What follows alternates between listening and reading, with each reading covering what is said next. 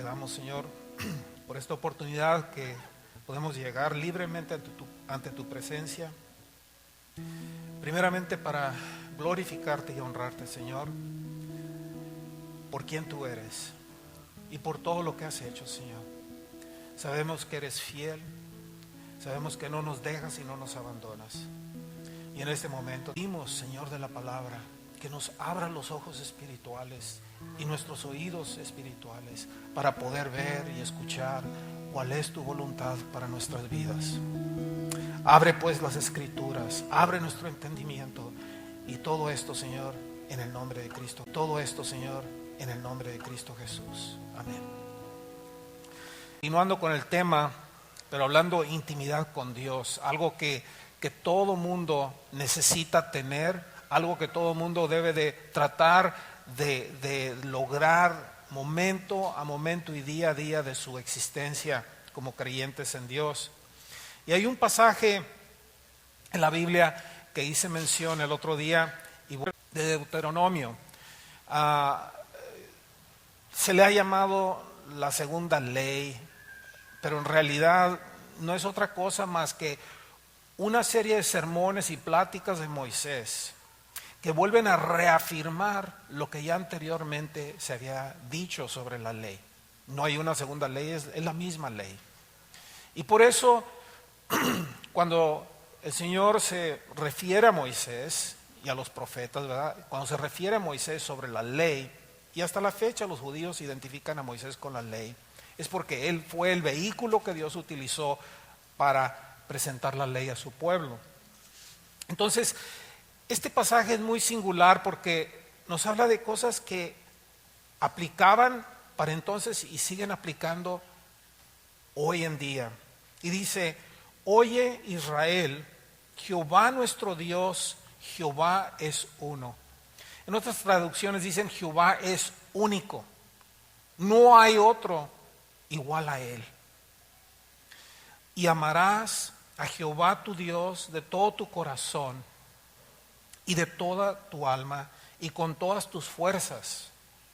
Y estas palabras que yo te mando hoy estarán sobre tu corazón, y las repetirás a tus hijos, y hablarás de ellas estando en casa y andando por el camino y al acostarte y cuando te levantes.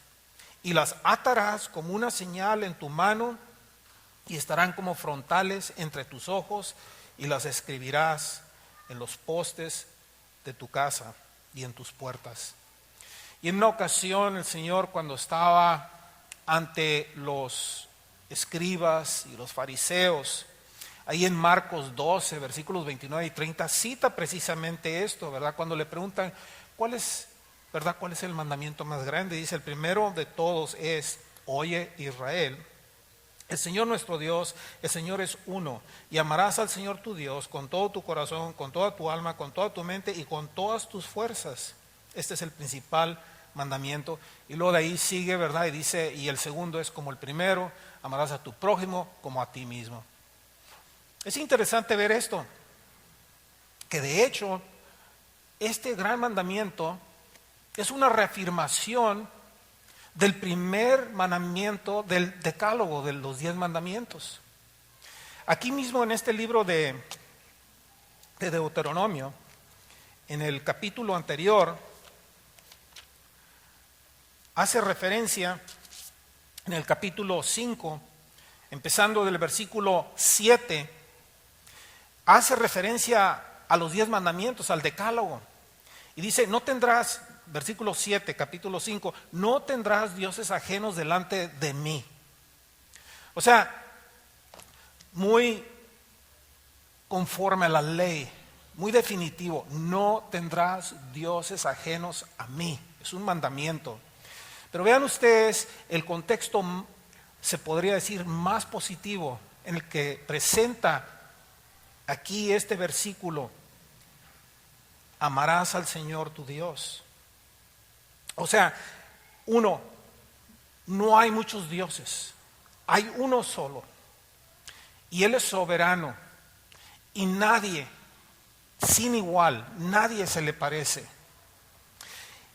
Y la palabra que usa para uno, o único, como se... Perdón, me van a perdonar, pero tengo bronquitis.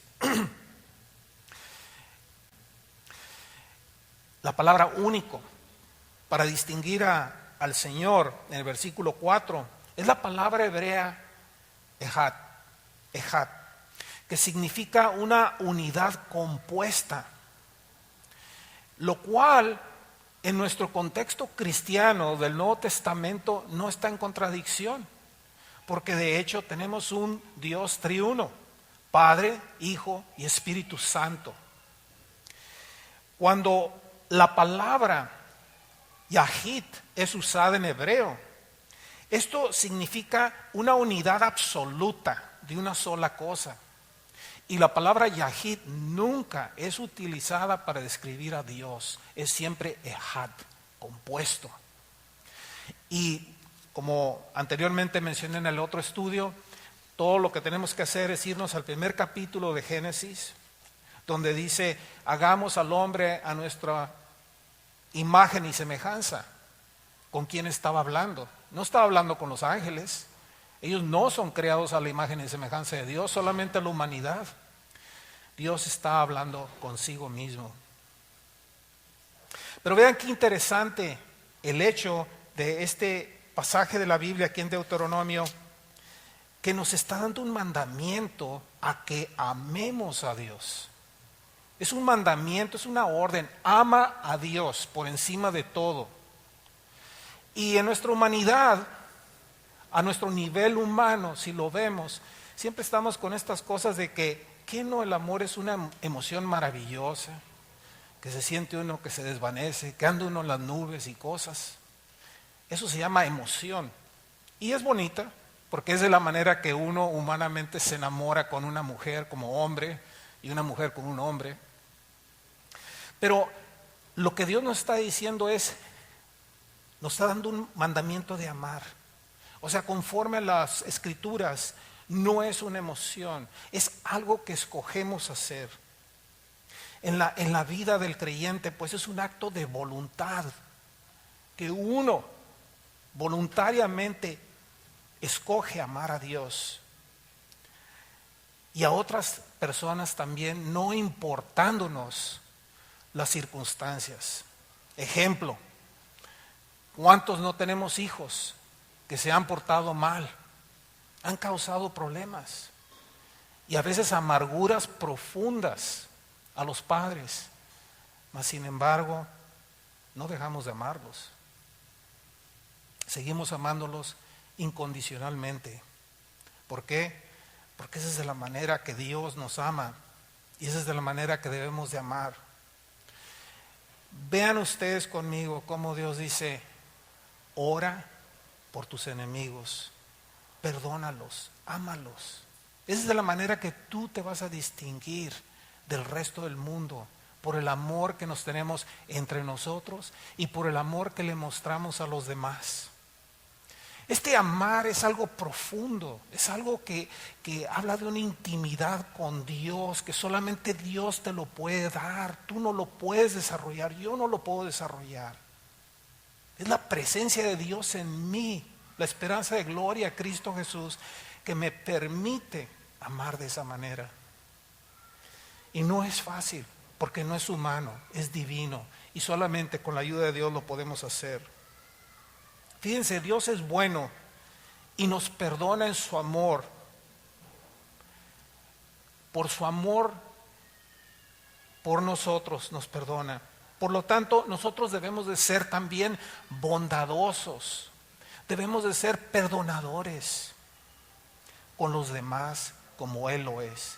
Fíjense, en Efesios 4:32 nos dice, antes sed benignos unos con otros, misericordiosos, perdonándoos unos a otros como Dios también os perdonó a vosotros en Cristo. No hay excusa. Yo he tenido conversaciones con muchas personas que me dicen, yo no puedo perdonar, no soy Dios. No, definitivamente no eres Dios ni nunca lo vas a hacer. Pero no es eso lo que se requiere para perdonar, sino lo que se requiere es obedecer a Dios, obedecer lo que Dios te está diciendo que hagas. Es una elección de amar primeramente a Dios por encima de todo para poder amar a tu prójimo. Si tú no amas a Dios por encima de todo, no puedes amar a tu prójimo. Imposible, porque yo te veo, pero a Dios no lo veo. El amor es activo y se demuestra con hechos, no es un sentimiento. Porque de tal manera el Padre amó al mundo que dio a su Hijo unigénito para que todo aquel que crea en Él no perezca, mas tenga vida eterna. Es el Padre actuando, demostrando su amor con hechos. Y el Hijo obedeciendo y dando su vida por ti con hechos, demuestra su amor incondicional para ti y para mí. Y debemos de imitar, emular ese tipo de amor, ese amor activo en nuestras vidas con los demás. Las virtudes del amor están descritas para nosotros en 1 Corintios capítulo 13, 4 al 7. Gracias. 4 al 7. Y rápidamente, yéndonos ahí a 1 Corintios capítulo 13.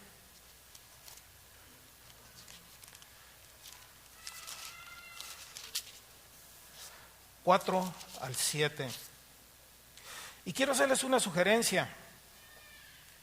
Voy a usar mi nombre, pero ustedes usen el suyo y léanlo de esta forma.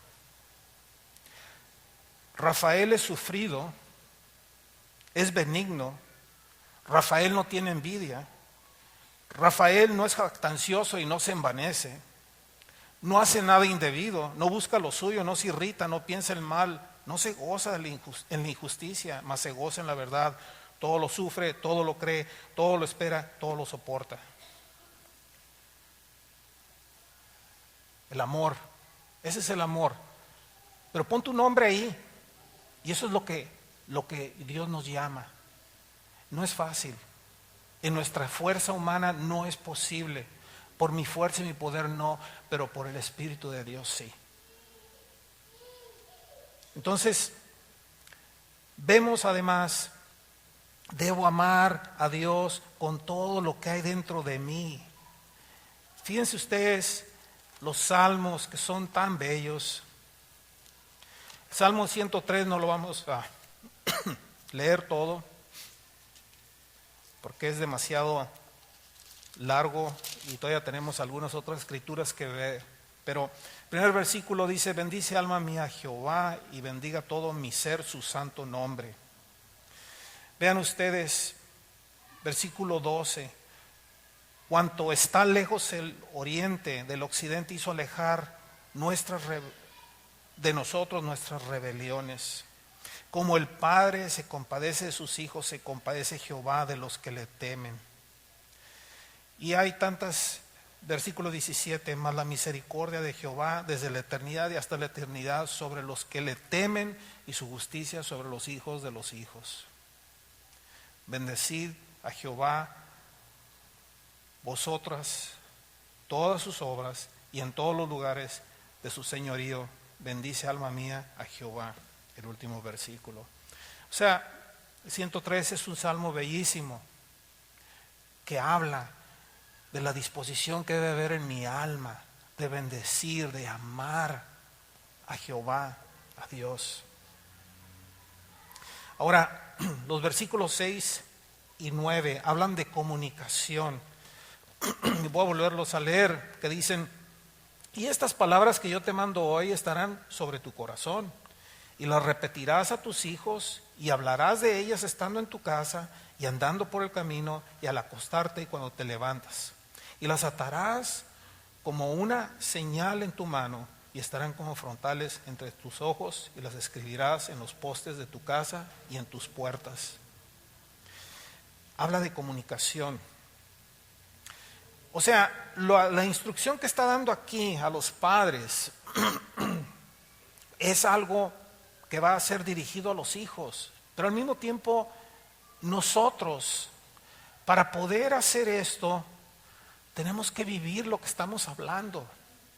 Porque si no vivimos lo que estamos hablando, entonces somos hipócritas.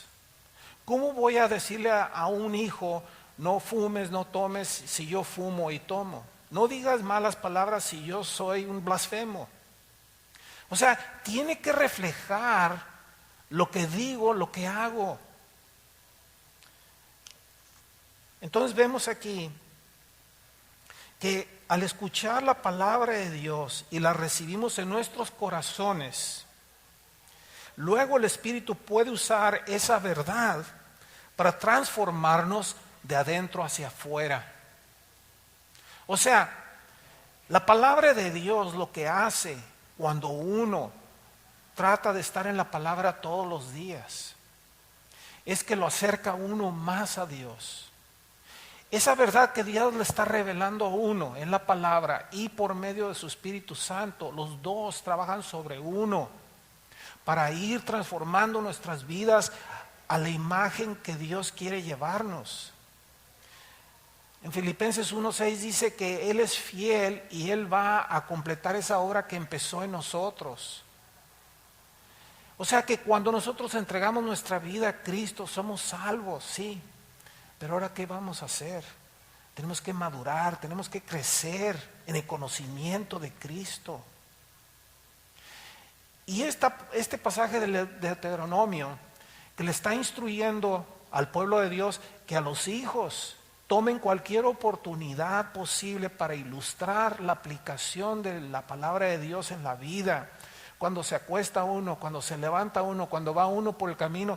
Y en aquellos entonces caminaban mucho, no había carros, no había bicicletas. Se pasaban mucho tiempo platicando juntos. Y ahora en esta vida moderna tenemos la excusa de que tenemos que ir aquí, tenemos que ir allá. Pero ¿saben qué? Tenemos que hacer tiempo. Tenemos que hacer tiempo para llevar a nuestros hijos a tener esa intimidad con Dios. Permitir que la palabra de Dios y su Espíritu obre en ellos, así como tiene que obrar en nosotros también. En primera de Tesalonicenses 2:13 dice: por lo cual también nosotros sin cesar damos gracias a Dios de que cuando recibisteis la palabra de Dios que oísteis de nosotros, la recibisteis no como palabra de hombres, sino según es en verdad la palabra de Dios, la cual actúa en vosotros los creyentes. Nada puede sustituir la palabra de Dios para efectuar ese cambio en nuestras vidas. No es posible. Las tradiciones religiosas, las prácticas religiosas, los rituales, eso no cambian en absoluto a nadie. Es la palabra de Dios en nuestra vida la que va a hacer ese milagro. Y esa es la única fuente, la verdad de Dios, que va a hacer el cambio en los corazones de nuestros hijos.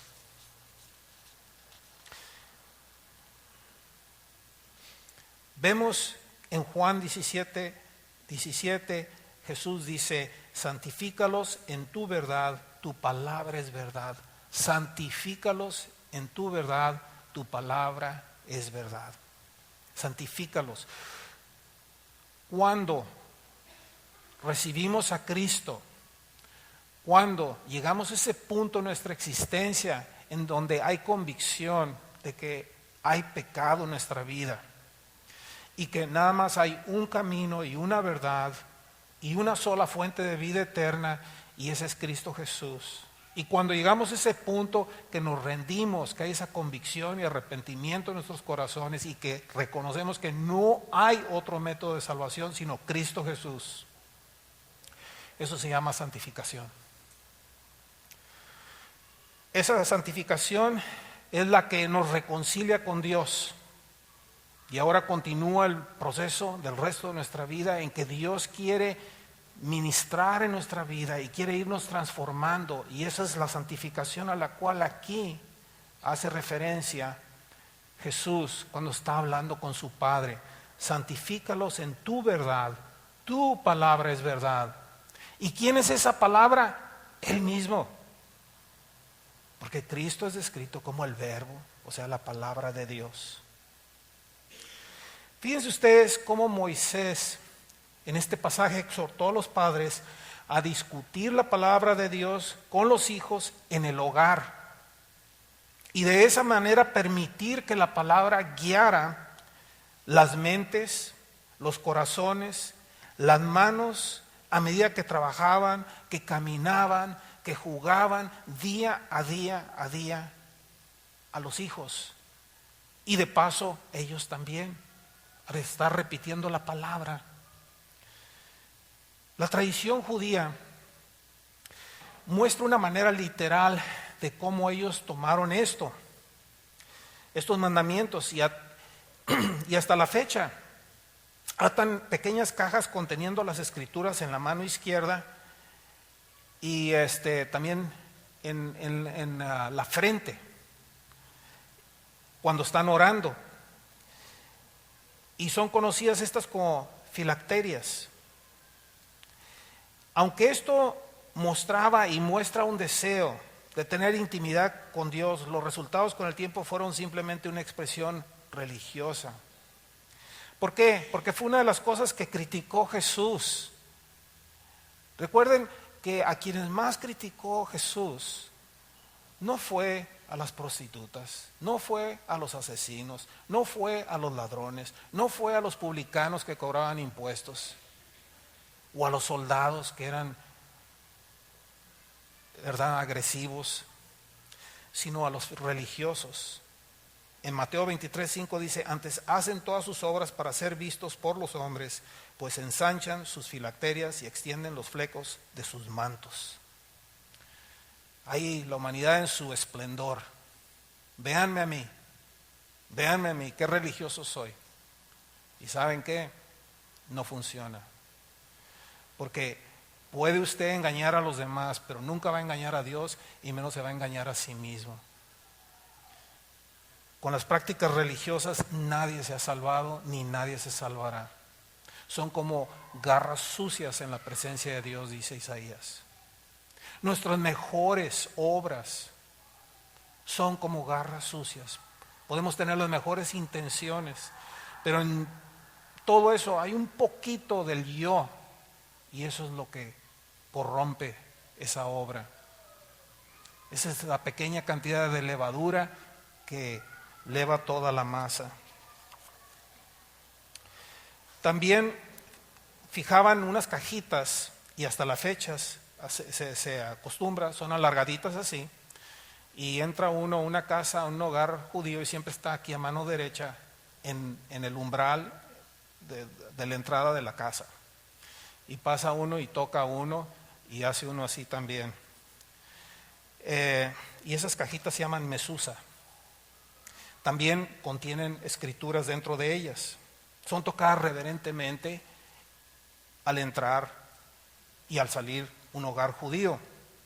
Y de hecho, lo único que se estaba haciendo con todo esto es siguiendo lo que prescribe el Salmo 121, versículo 8, que dice: Jehová guardará tu salida y tu entrada desde ahora y para siempre. Y de hecho constituía y constituye en la mente judía, para los que sí tratan de ser religiosos, que ese hogar es un santuario que está dedicado a Dios. Es un lugar en donde la palabra es amada, es obedecida y es instruida a los hijos y a toda la familia. Tenemos que hacer algunas observaciones aquí. Sin duda, es un admirable respeto por la palabra que demuestran estas tradiciones, pero el énfasis debe de ser obedecer la palabra y no quedar simplemente en demostraciones religiosas. Y esa es nuestra tendencia humana, que tenemos momentos en que estamos tan llenos del Espíritu de Dios y estamos tan enamorados con Dios y estamos leyendo su palabra y hay algo que nos tocó y en ese momento estamos orando a Dios y estamos tan llenos de su presencia y pasa una hora o dos y todo cambia.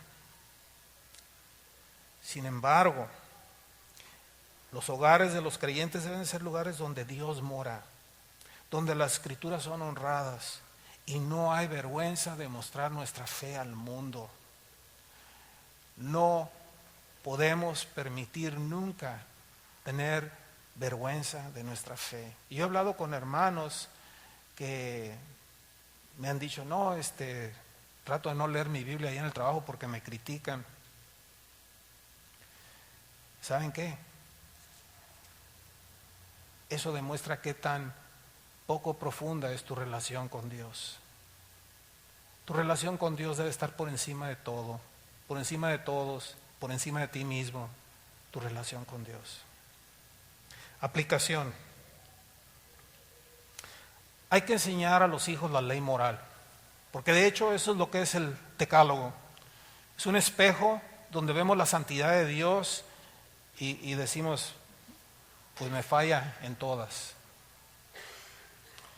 No con el fin les vamos a enseñar a los niños los 10 mandamientos y pasajes de la Biblia para que se saquen un premio en la escuela dominical el domingo, sino para que empecemos a despertar en las conciencias de ellos y empezar a preparar el corazón de ellos para que ellos lleguen a un punto donde ellos busquen a Dios por sí mismos y ellos tengan una relación personal con Dios. Dios solamente tiene hijos e hijas, no tiene nietos, no tiene nietas. El hecho de que el padre sea cristiano no necesariamente quiere decir que el hijo o la hija va a ser salva por eso. Cada uno tenemos que tener una relación personal con Dios, individual. Y eso es lo que hacemos. Recuerden ustedes en 2 de Timoteo, ahí cuando el apóstol Pablo está escribiendo su última epístola, su última carta, porque ya pronto iba a ser martirizado. Y le está escribiendo a un joven pastor que lo había dejado encargado de una iglesia, me parece que en Éfeso. Y en el versículo 14 le dice, pero tú persiste en lo que has aprendido y te persuadiste sabiendo de quién has aprendido. Capítulo 3. Segunda de Timoteo 3, 14 y 15. Repito, versículo 14. Pero persiste tú en lo que has aprendido y te persuadiste sabiendo de quién has aprendido y que desde la niñez has sabido las santas escrituras, las cuales te pueden hacer sabio para la salvación por la fe que es en Cristo Jesús. O sea, nuestro propósito al instruir a nuestros hijos es para que ellos a su vez puedan ser sabios para la salvación por medio de la fe en Cristo Jesús. No creo que haya un padre o una madre que no quiera que su hijo y su hija estén con Dios para siempre. Si eres creyente, si has puesto tu confianza en Dios, si tú crees en las promesas de Cristo. Y ese es el propósito de todo esto, de llevarlos a una intimidad con Dios, esa intimidad que debemos de tener nosotros primeramente para podérsela impartir a ellos, para podérsela mostrar en la manera como hablamos, en la manera como pensamos, en la manera como actuamos, en la casa, en el trabajo, en la iglesia, en la calle, estemos donde estemos, debe ser el mismo patrón, no debe de haber diferencia. No hay necesidad de reírnos de los chistes tontos que a veces oímos en los trabajos.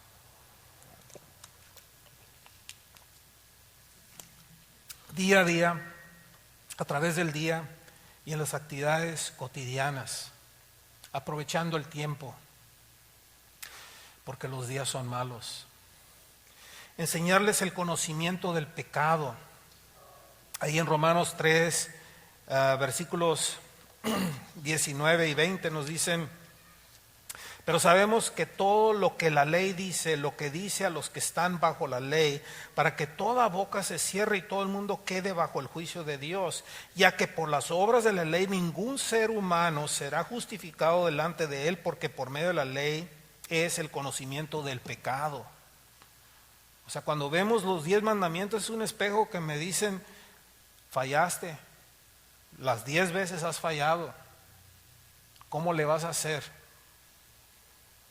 si no te puedes salvar con tus obras? Necesita un Salvador. Tu hijo, tu hija necesita un Salvador.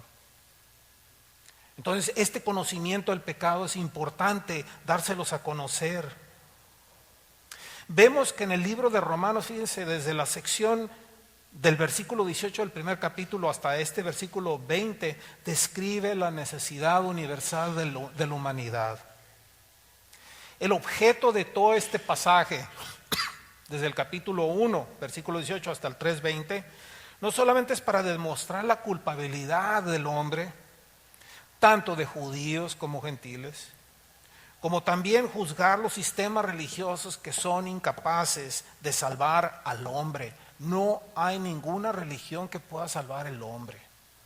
El otro día estaba oyendo yo un video, se me hizo, no hay palabras. Estaba un clérigo musulmán hablando sobre su concepto de paraíso conforme al Corán. Cuando se muere el hombre, va a tener a su esposa y esa esposa va a tener 70 vírgenes.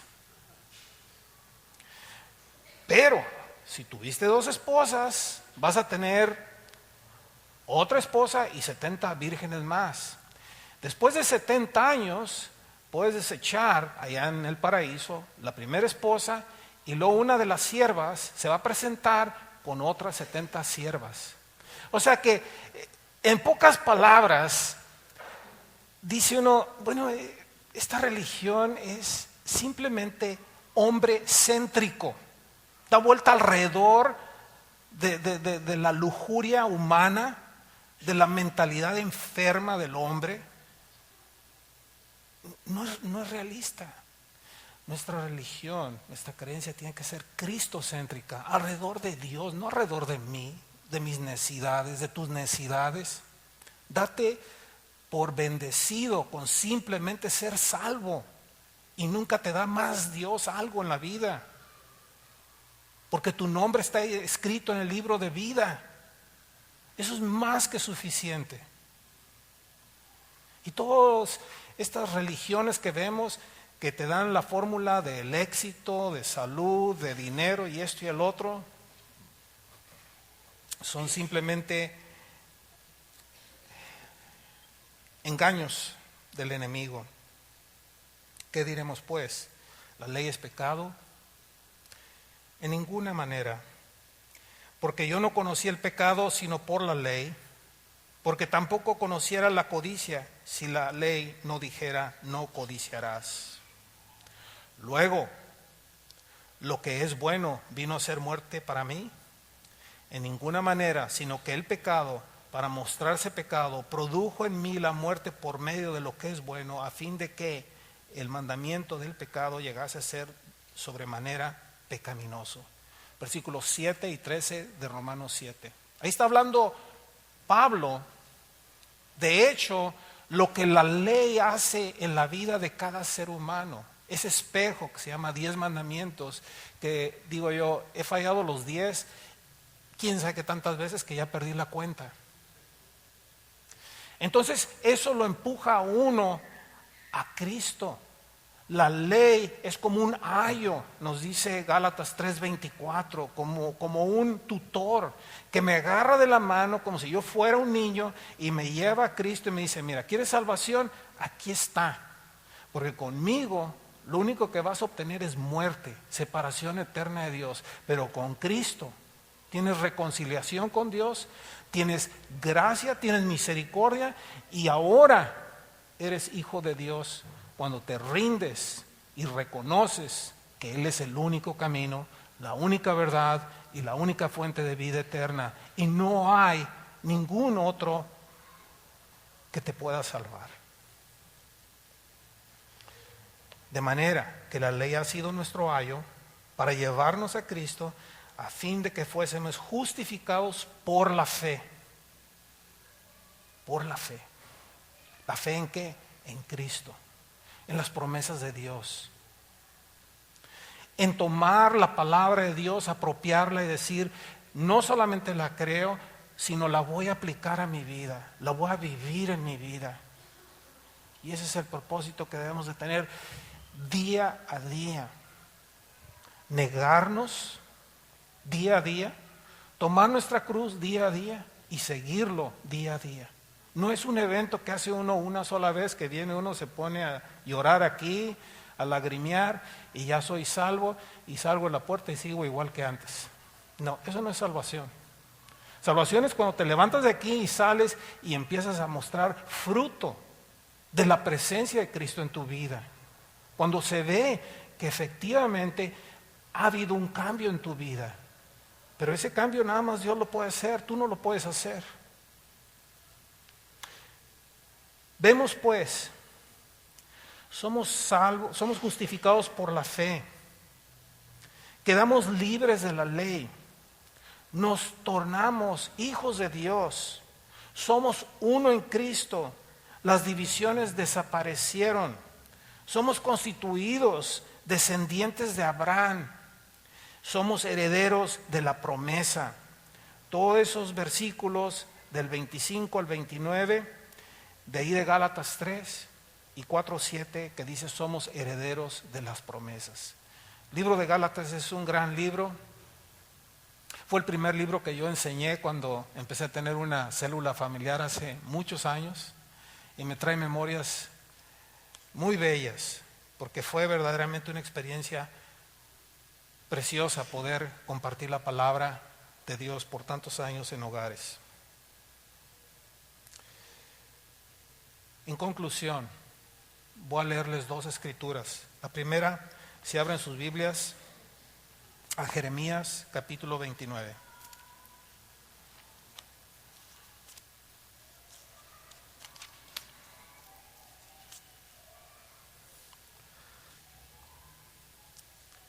Jeremías 29. Jeremías 29. Lo que había sucedido con el pueblo de Dios, había caído en la idolatría, había caído en todo lo que Dios había tratado de evitar que la gente hiciera, pero que sabía que iba a caer en eso. Le habían dado las espaldas a Dios y se habían vuelto idólatras. Y ahora están exiliados, están deportados de Jerusalén. Mas Dios les dice aquí en versículo 11, porque yo sé los pensamientos que tengo acerca de vosotros, dice Jehová, pensamientos de paz y no de mal, para daros el fin que esperáis, a pesar de que habían dejado el amor a Dios, que se habían inclinado a adorar ídolos. Vemos el corazón de Dios de amor aquí, que Él está esperando, solícito, para que vuelvan a Él. Entonces me invocaréis y vendréis y oraréis a mí, y yo os oiré. Y me buscaréis y me hallaréis, porque me buscaréis de todo vuestro corazón. Y simplemente está repitiendo un versículo de Deuteronomio 4:29 que dice, mas si desde allí buscares a Jehová tu Dios, lo hallarás si lo buscares con todo tu corazón y con toda tu alma. Deuteronomio 4:29. Tenemos que encauzar nuestros hijos a buscar a Dios con todo su corazón. Y para poderlo hacer, tenemos que hacerlo primero nosotros en nuestra vida privada y mostrarlo con la manera que vivimos y tratamos a los demás. Es algo que solamente recurriendo continuamente a la palabra de Dios y pidiendo su ayuda para poderlo hacer, lo vamos a lograr. Creo que todos estamos de acuerdo aquí que la palabra de Dios es la palabra de Dios, que sus promesas son fieles.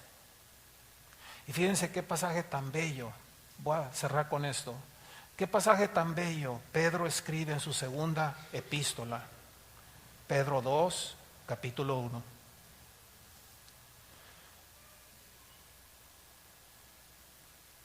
Pedro 2, capítulo 1, escribe lo siguiente, en el versículo 2. Versículo 2. Gracia y paz os sean multiplicadas en el conocimiento de Dios y de Jesús nuestro Señor. Gracia y paz al conocer a Dios cada vez más. Versículo 3. Como todas las cosas que pertenecen a la vida. ¿Cuántas? Todas las cosas que pertenecen, todas, a la vida y a la piedad, nos han sido dadas por su divino poder, mediante el conocimiento de aquel que nos ha llamado a gloria y virtud. ¿Cómo vamos a tener todo lo que necesitamos para la vida? Todo ese conocimiento, toda esa piedad. Esa piedad significa ser como Dios, amar como Dios, actuar como Dios. ¿Cómo? Conociéndolo.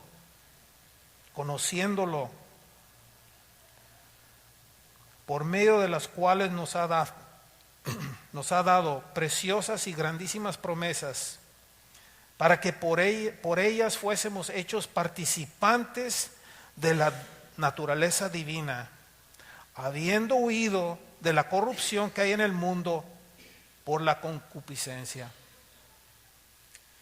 Grandes promesas, preciosas y grandes promesas tenemos en Cristo. Vosotros también, poniendo toda diligencia en esto mismo, añadid a vuestra fe virtud, y a la virtud conocimiento, y al conocimiento templanza, y a la templanza paciencia, y a la paciencia piedad, y a la piedad amor fraternal, y al amor fraternal caridad. Porque si en vosotros hay estas cosas y abundan, no os dejarán estar ociosos. Su amor va a ser activo, su fe va a ser activa, va a tener fruto. Ni estériles en cuanto ni estériles en cuanto al conocimiento de nuestro Señor Jesucristo. Pero el que no tiene estas cosas tiene la vista muy corta, es ciego y se ha olvidado que fue purificado de sus antiguos pecados. Se nos olvida la reconciliación de que Dios nos perdonó nuestros pecados. En esta escritura tenemos todo para la vida, para la piedad. En esos 7, 8 versículos nos describe ahí Pedro claramente que en el conocimiento del Señor, en sus promesas preciosas y grandiosas, tenemos todo lo que necesitamos para la vida. No necesitamos más. El misionero Jim Elliot, cuando le anuncia a sus padres que él se iba a ir a Ecuador de misionero, a principios de los 50, y posteriormente en su intento de llevar el evangelio a los Aucas, él y otros, me parece 3 misioneros fueron asesinados por los Aucas, por los indios Aucas, los cazadores de cabezas y eso. Gente que vivía constantemente guerreando entre ellos, matándose y agarrándole la cabeza de los otros y las hacían chiquitas y cosas de ese tipo. Gente muy salvaje. En fin, cuando él les anuncia a sus padres que se va a ir al Ecuador, le dicen, bueno, pero ¿por qué el Ecuador? ¿Por qué no, tú sabes, aquí puedes empezar una iglesia o algo? Y dice, es que, y hay un salmo, me parece que es el 127, que dice que los hijos son, ¿verdad?, como flechas, y hay que llenar uno su aljaba de flechas. Y le dice a su papá, pero las flechas no es para que estén, en la aljaba nada más, sino para que agarres esa flecha, la estires y la dispares. Y muchas veces al estirar y al jalar la cuerda te llega a pegar en el brazo y duele, pero la disparaste y hizo el propósito para el cual Dios te la dio. Este señor dio su vida por tratar de evangelizar a esos indios. Es una historia bastante larga y bonita, y triste al mismo tiempo, porque posteriormente su esposa y su hijo y otra señora, con la ayuda de una india que hablaba ese idioma, entran a la selva y van con esas personas que habían matado a su esposo y a los otros misioneros. Y finalmente llega el evangelio y se convierten. Y ese niño que perdió a su papá, después crece y anduvo viajando con quien mató a su papá. Pero ahora él era un hijo de Dios, ya un anciano, pero viajaron a través de muchas partes del mundo, fueron a conferencias en Murrieta de misioneros, estuvieron en diferentes lugares. Esa es la obra de Dios. El que mató a tu papá ahora te trata como nieto y lo amas como un abuelo. Solo Dios puede hacer eso. Fijemos nuestros ojos en Cristo Jesús. Amemos a Dios por encima de todo y enseñarle a nuestros hijos a amar a Dios por encima de todo. Ese es el propósito de tener intimidad con Dios, de conocerle más y más día a día por medio de su palabra y de estar en comunión con Él día a día más en oración personal, en oración con tu esposa, en oración con tus hijos, y después viene la iglesia, oración en la iglesia. Pero tu círculo de influencia tiene que empezar primeramente contigo, después con tu esposa y después con tus hijos. Si tú no lo haces, ¿quién lo va a hacer? Es un reto que todos tenemos. Y aquí tenemos todo lo que necesitamos para la vida en la palabra de Dios. Es nada más cuestión de que lo busquemos y le pidamos a Dios que nos lo revele. Vamos a cerrar en oración. Gracias, Señor, te damos una vez más, porque eres fiel y justo, Señor, en perdonarnos cuando nos arrepentimos y te pedimos perdón, Señor. Que te compadeces de nosotros, Señor, porque tú conoces nuestra condición, que tú fuiste tentado en todas las formas que nosotros somos tentados, mas tú no pecaste. Señor, que es maravilloso simplemente al pensar de lo que nos dices tú en el libro de Efesios, de que tú ya nos conocías desde antes de la creación del universo, que tú ya nos habías predestinado, que ahora en Cristo somos aceptos en el amado, que estamos sentados en lugares celestiales con Él, que la pared que nos separaba entre tu pueblo ya no existe, que ahora tanto judío como griego somos uno en Cristo Jesús, que por medio de tu gracia y por medio de tu fe que tú nos diste, somos salvos y no por obras, para que tú seas glorificado, Señor, y no yo. Y sí, has predestinado buenas obras para que las hagamos. Tú nos las pones en el camino, tú nos llevas a ellas, y es que nosotros tenemos que obedecer y hacerlas para un fin, para glorificarte a ti y solo a ti.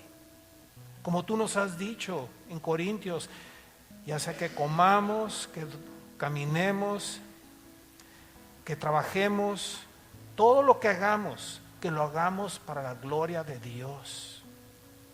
Oh Señor, danos una pasión por querer vivir apegados a ti, reconociendo nuestro destino eterno, Señor, que tú ya nos has sellado con tu Espíritu Santo, que nos lo has dado en garantía. de que tú un día vas a venir por tu pueblo. Señor, tú has derrotado la muerte.